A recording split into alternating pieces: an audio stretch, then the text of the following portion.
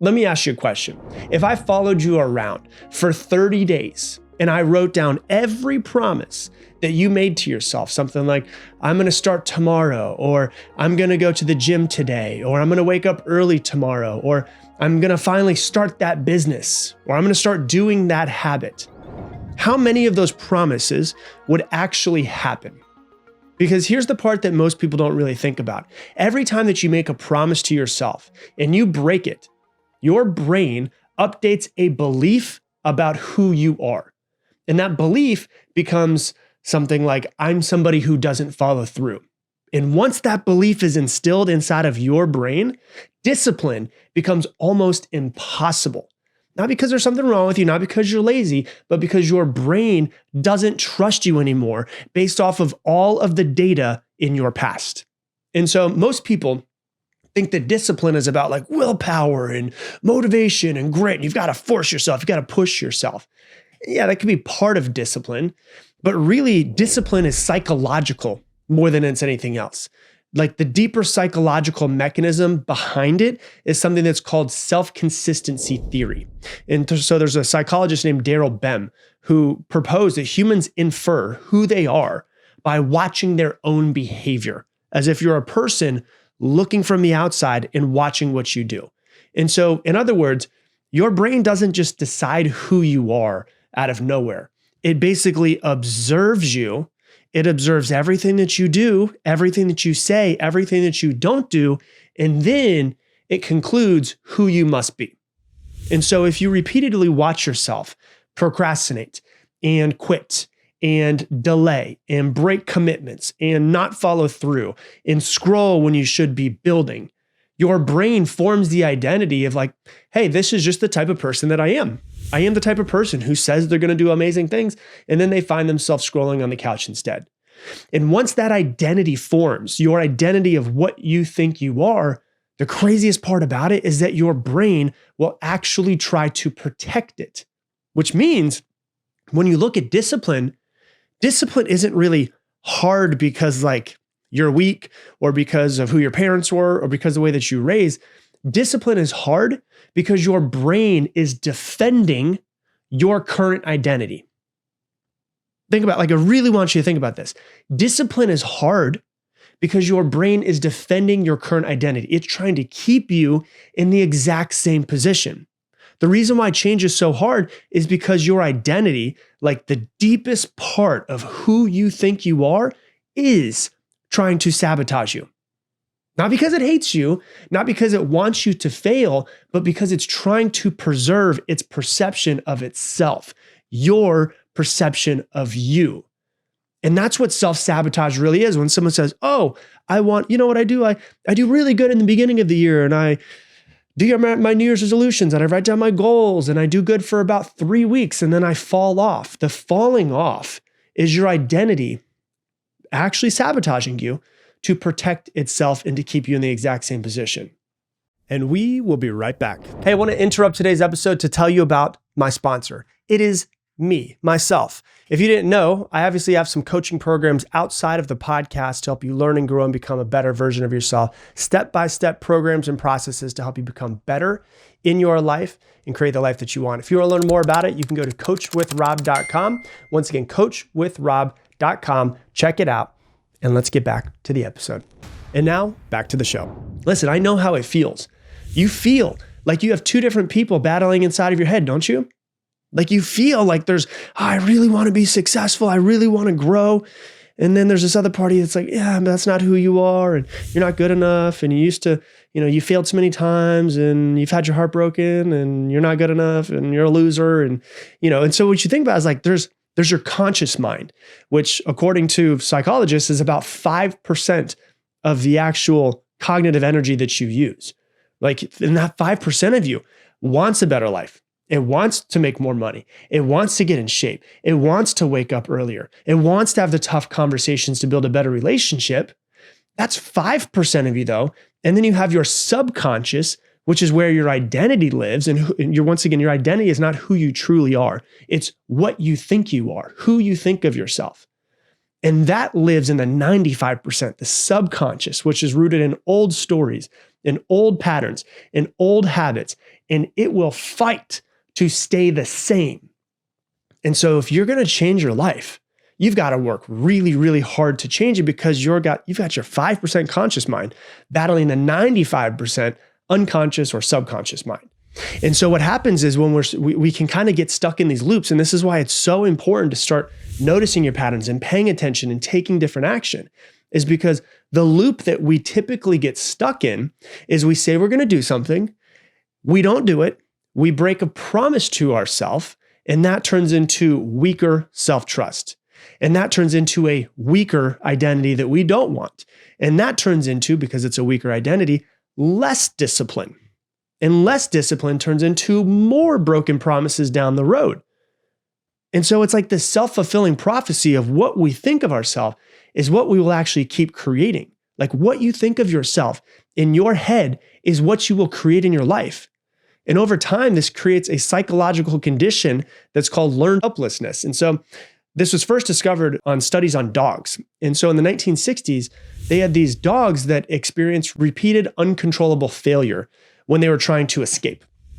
So these dogs were trying to escape. They couldn't escape. They couldn't escape. They couldn't escape. And then eventually, they just gave up escaping in the first place. And so even when escape became possible, that was learned helplessness. They just learned there was nothing they could do about it. They learned that they were going to be stuck forever. They learned that that's just the way that it was. So even when they could escape, they didn't. Humans do the exact same thing.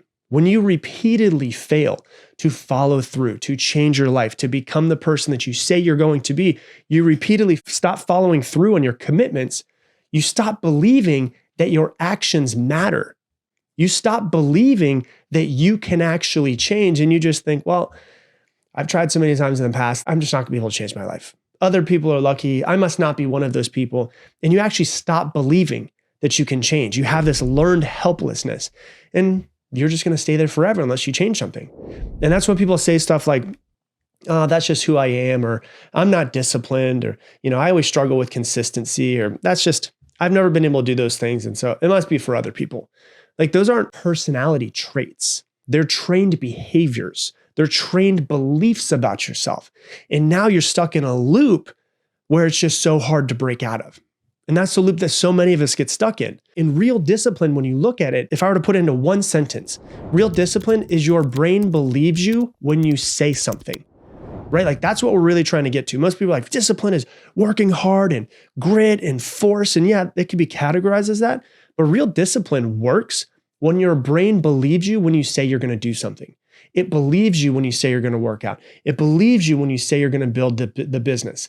Your bullshit meter doesn't go off, and you can simply just do what you say you're going to do versus being like, yeah, I'd like to, but I'm not that type of person. That's it. Like that's the entire mechanism. When a disciplined person says, I'm going to wake up at 6, their brain doesn't debate it. Their brain doesn't fight with them. It doesn't negotiate with them. It doesn't question the plan. It just says, okay, let's wake up at 6. Now that's not something that they're born with. That's something that is built into a human. It's a skill set that we can all build within ourselves. The brain says, okay, he said he's going to wake up at 6. We're going to wake up at 6. Because history has shown enough proof and taught their brain when this person says something, it happens. That's what self-trust is. And nobody in this world is gifted self-trust. Self-trust isn't something that you're born with. Amazon doesn't deliver self-trust to your door. Self-trust is earned through the actions that you take, through doing what you said you were going to do over and over and over again, until you have a massive library of proof that you will do what you said you were going to do. And that is when your life changes. And when you have self-trust, discipline becomes very easy, because then you just do what you said you were going to do, and now you're just that type of person. And so when you look at consistency, one of the weird things that's really interesting, and I wanted to bring this into this episode because it kind of catches people off guard.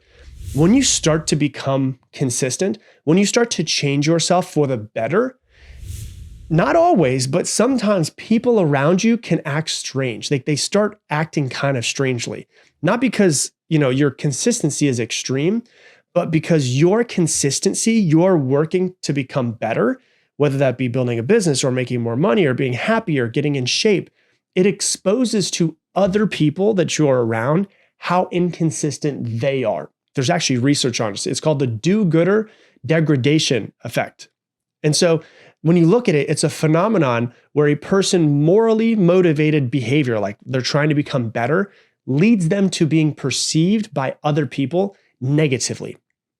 So when someone behaves like with more discipline or more action or more responsibility than the group that they surround themselves with, not always, once again, don't think it's always going to be this way, but sometimes people in the group criticize them instead of admiring them. You got to ask yourself, why would this be a thing? Well, because that person threatens the group's identity, and it threatens each person in the group's identity. Like your discipline forces other people to confront their own excuses. You losing weight convinces your other friends who have been saying they want to lose weight for 20 years to actually start to look at their own excuses. And most people, they don't like it. Even if they do want to lose weight, they would prefer not to look at their own life. So instead, sometimes what will happen is people kind of turn on you in a way that's, they won't like force you out or hate you or, light your house on fire, but they'll turn on you in a way where they start saying things like, oh, well, you're obsessed. You need to calm down a little bit. You work too much, or you're too obsessed with becoming fit. Maybe you should, you stop drinking. You used to be more fun when you would chill and have a couple beers. You need to relax. Like you're doing too much, right? What they're really saying to you, without even realizing it, is that your action is making me uncomfortable with my unfulfilled life. So just saying this, I'm just saying this so that you're aware in case your change starts to trigger other people. People don't like change. And sometimes people will fight your change, even if it's for good. Okay. So when we go back to discipline, let's talk about something else around this, right? The discipline that actually changes lives is not some big, incredible event. It's kind of boring. Like there's no hype. There's no dramatic like transformation moment like there is in every single movie where the orchestra picks up. Like there's no drama to it. It's no huge moment.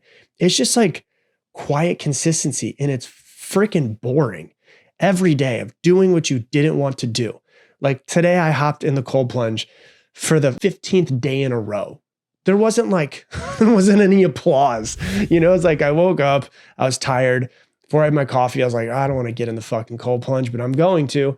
And I got into it because I know that the benefits mentally more than even physically are just what I'm working towards, is pushing myself out of my comfort zone and getting that 8-minute meditation every single morning inside of a cold plunge. It's boring. It's not sexy. I didn't want to do it day after day after day after day. And so, there's a psychologist named Angela Duckworth who studies grit, found something interesting. And she found that the most successful people weren't the most motivated people in the world. They were just the ones who were the most consistent over extremely long periods of time. And when I say long periods of time, I mean like years, sometimes even decades. Like it's more of like a quiet discipline versus intensity. When people think discipline, they think like intensity, but really quiet discipline is more like duration. Right? It's more like an ultra marathon than a sprint. Listen, anybody can grind for 30 days, right? Anybody can do it if they really want to. They can force themselves to do something for 30 days and punish themselves to do it. But the person who shows up for 5 years, for 10 years, for 20 years, that's when the compounding becomes enormous in your life. And it looks like not much is happening at first. That's the crazy part. Like you don't make a lot of money at first. You don't lose a lot of weight at first. But you just have to keep going, even though your results are not seen yet, or they're very small. But years down the road, if you just stay disciplined and consistent, the change is massive. And so here's where kind of things get interesting when you look at self-trust, right? Self-trust, when you actually start to do this over and over and over and over and over again, it compounds exactly like money does.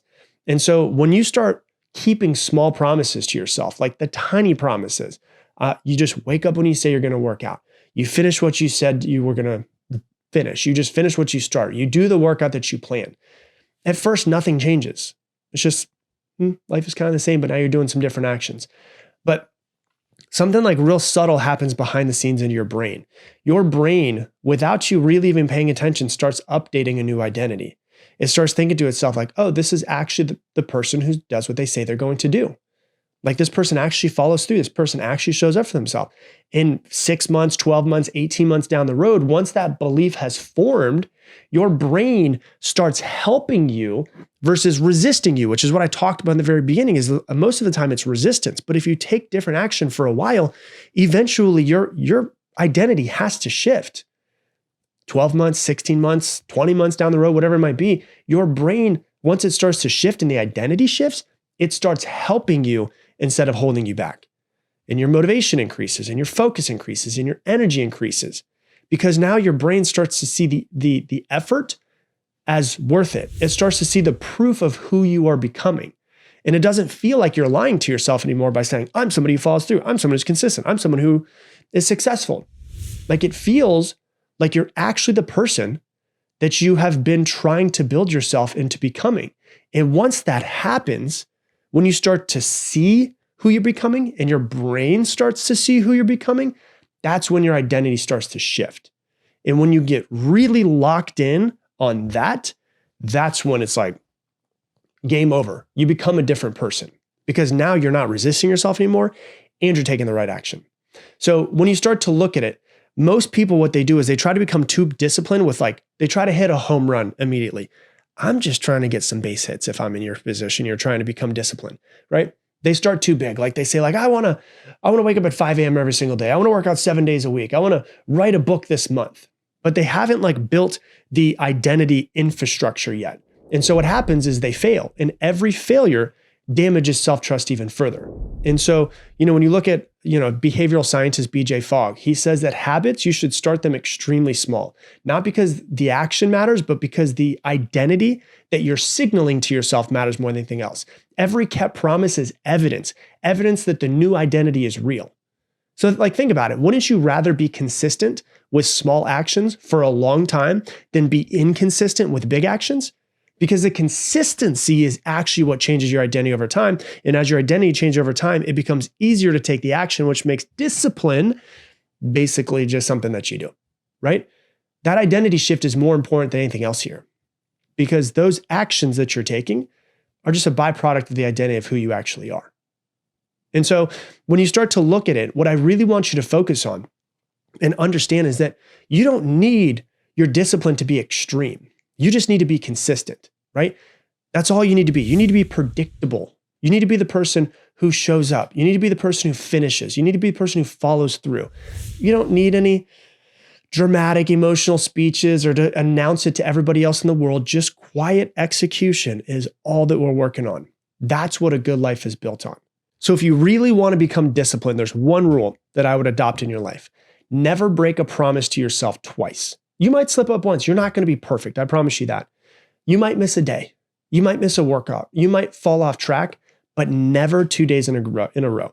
Because the moment that you repeat a broken promise 2 days in a row, your brain starts rebuilding the old identity. And that's not what we want here. So anytime you mess up, no shame, no guilt, just use it as feedback and recalibrate and get back on track with the quiet consistency that creates the person that you want to be.